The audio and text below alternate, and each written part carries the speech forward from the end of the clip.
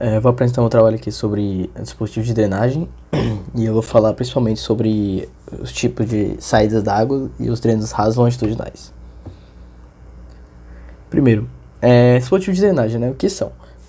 Eles são basicamente estruturas rodoviárias que eles têm como principal objetivo captar e conduzir as águas para um local adequado, né? Essas águas que elas venham atingir a rodovia, né? A estrutura da rodovia. Logo, eles são mecanismos essenciais para a manutenção do corpo estradal. E aí você se pergunta, né, qual é a importância mesmo? Porque nós sabemos o básico, mas nós não sabemos como ele atua protegendo a via, né? E primeiro, eles melhoram a qualidade das rodovias, né? Gerando assim uma maior segurança no tráfego de veículos, já que uma pista molhada, ela é uma pista que vai ter mais defeitos na sua estrutura, né? Então por isso que nós temos que evitar essa mistura. Além disso, investir em uma boa execução, ela assegura a maior vida útil da estrada. Ou seja, ela também vai reduzir os custos com recapeamento e manutenção por quaisquer tipos de buracos, trincas e outros defeitos que tenham surgido no pavimento, né? Elas também têm a capacidade de prevenir a contaminação dos mananciais, né, perto da localização da estrutura, por possíveis substâncias químicas e cargas que tenham tombado, caído na via em decorrência de acidentes, né, que é bem comum no país onde a gente vive, já que a maioria dos transportes são feitos por rodovias. Por fim, a gente também tem que o sistema de drenagem ecologicamente correto, ele contribui também para a proteção e recuperação das encostas, né, atuando como um método de irrigação para a vegetação dessas áreas, se assim o projeto for adequado, né. É importante ressaltar também que as vantagens dessas medidas dependem muito do correto gerenciamento e de uma execução para o tipo de projeto, né. Bom, saídas d'água, né? Como já foi definido em sala, as saídas d'água são dispositivos de transição entre as sarjetas de aterro e as descidas d'água, já que eles têm por principal objetivo a função de conduzir as águas coletadas pelas sarjetas até os outros dispositivos de drenagem, né? Ou então, se possível, como já disse anteriormente, conduzir as águas para o próprio terreno natural, né? E nós temos dois tipos de saídas d'água que devem ser projetadas, obedecendo aos seguintes critérios, né? Nós temos tanto o grid rampa e nós temos também a curva vertical côncava. E a principal diferença entre eles é que no primeiro, né, no grid rampa, a água se dá em um sentido único, já no segundo, o fluxo da água se dá nos dois sentidos, convergindo para um ponto mais baixo, né? E, além disso, o DENIT ele faz algumas considerações sobre o dimensionamento, sendo elas que o espaçamento entre o alinhamento da sarjeta e o início da descida tem que ser igual a 2 vezes e meio a largura de descida, ou seja, o X tem que ser igual a 2 vezes e meio o B. Além disso, o raio da curva, concordância entre a saída d'água e a descida d'água, deve ser igual à altura de descida. Então, o raio tem que ser igual à altura a ser vencida, que é o H. E também o valor mínimo recomendado para a largura de saída é de 7 vezes a largura B de descida. E por que a gente está falando de largura mínima? Porque no dimensionamento das saídas d'água, o principal objetivo da gente é determinar a largura de entrada de forma com que ela consiga conduzir sem turbulências toda a água proveniente das sarjetas até a continuidade, né, da água até as respectivas descidas d'água. Aí nós temos a fórmula, né, onde o L é o comprimento da abertura, o Q é a descarga pela sarjeta, o G é a aceleração da gravidade, o Y é a altura do fluxo e o K é um coeficiente em função da declividade que a gente adota como 0,2. E nós temos um exemplo, né, de dimensionamento, que ele é basicamente a aplicação de fórmula, dei os dados de K, Q e o Y. E na aplicação nós temos que a largura de entrada tem que ser de 1 metro. Os drenos rasos longitudinais.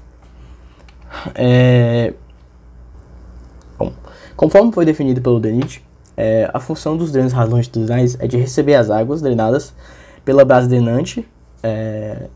Pode haver ou pode também não ter água drenante, mas ela receber essas águas e conduzir longitudinalmente até o local de deságue, já que, como eles são dispositivos de drenagem, essa é a principal função dele. E deverão ser construídos quando não é técnica e economicamente aconselhável a extensão da camada drenante toda a largura da plataforma, ou então quando não é possível interconectar a camada drenante com os drenos longitudinais profundos, né, que se façam necessários ao projeto. De dimensionamento, nós temos a determinação da seção de vazão pelo nomograma abaixo, né? Algo a se comentar é que esse dimensionamento ele também pode ser feito pela fórmula de Hansen-Williams-Scubey. Uma fórmula essa que ela é posteriormente comentada pelo manual do DENIT. E utilizando o nomograma nós temos que primeiramente nós temos que fixar um diâmetro e, sabendo a inclinação, traçar uma linha ligando esses dois pontos até a linha auxiliar de número 1. Depois, conhecendo o índice de filtração, porque o índice de infiltração ele é calculado multiplicando a intensidade de precipitação pela taxa de infiltração no meio, né? Então, aqui nós temos que essa taxa de infiltração pode ser de 0,33 a 0,5 se for revestimento por concreto bituminoso e de 0,5 a 0,67 se for revestimento por concreto e cimento, né? E nós temos que traçar outra linha ligando o índice de filtração até a linha auxiliar 2, passando pelo ponto determinado pela largura do pavimento, né? Como nós podemos ver, temos uma faixa, duas faixas, três faixas e por aí vai. Por fim, a gente deve traçar uma linha entre as linhas auxiliares e verificar a distância entre as saídas d'água, né? Dá para perceber aí que bem no meio entre as duas linhas auxiliares nós temos a distância entre as saídas. Então é basicamente ligar esses dois pontos e ver quanto que...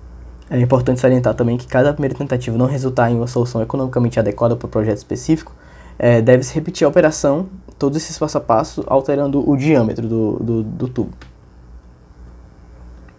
Bom, e nós temos também o dimensionamento do cálculo do número mínimo de furos do dreno longitudinal, né, que é basicamente a aplicação dessa fórmula N, onde N é o número de furos por metro linear, Q é a descarga, né, da contribuinte da vazão, e A é a área de cada orifício, né.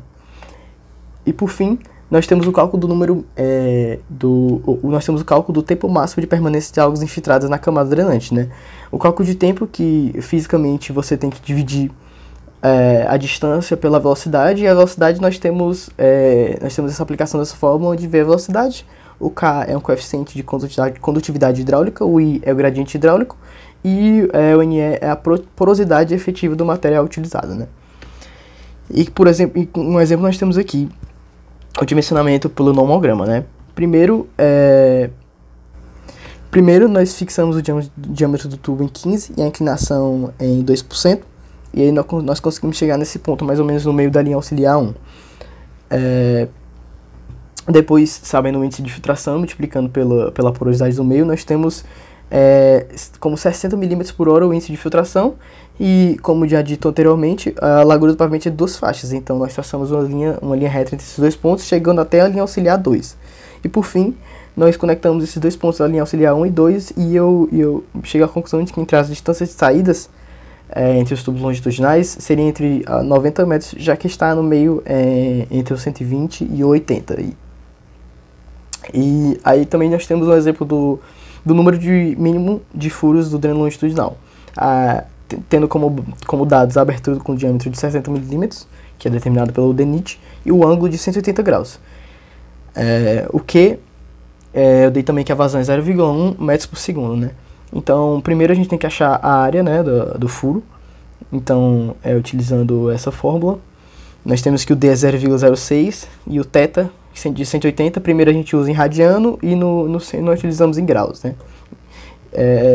E basicamente deu que a área é de 1,4137 vezes 10 elevado a menos 3. E jogando na fórmula do número de N, nós temos que N é igual a 83,33 furos por metro linear ou 84 furos por metro linear. E é isso, obrigado.